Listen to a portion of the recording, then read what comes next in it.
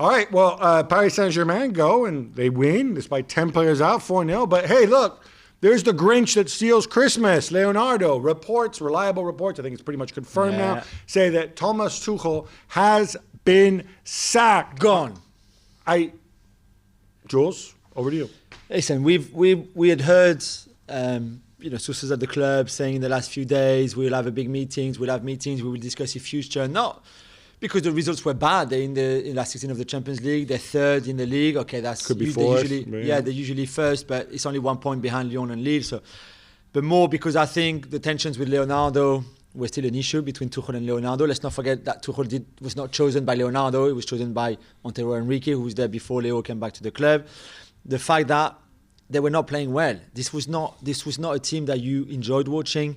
Harder to play well when you've got half a dozen. I know, guys but there's no yeah. playing style, Gab. You don't see where there's no identity to that team. And yeah, they had big results. Winning at Old Trafford was good. It could have gone the other way, but they still won, and they deserve credit for that. There's been some good moments, good periods, but nothing consistent. There's just there's not enough that you could see the performances. Final in August. Yeah, and that's great. But that was in August. That was last season.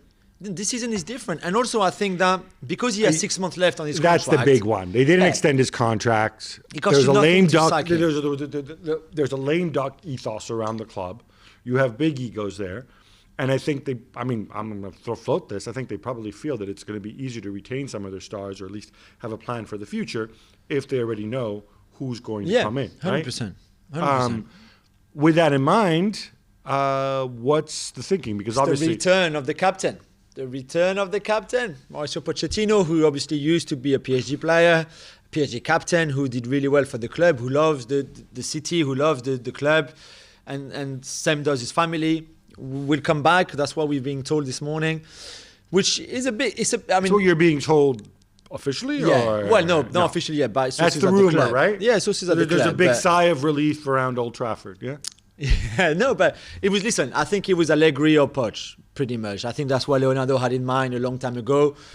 For the summer, for now, I think Poch, because he speaks the language, because he's been there before at the club again, I think maybe for the style of football, if you compare it with Allegri, maybe it makes more sense for Leonardo. And I think Nasser El Khelaifi, who in the end, the chairman and very close to the owner in Qatar, decided that Poch was maybe more suited to PSG than Allegri.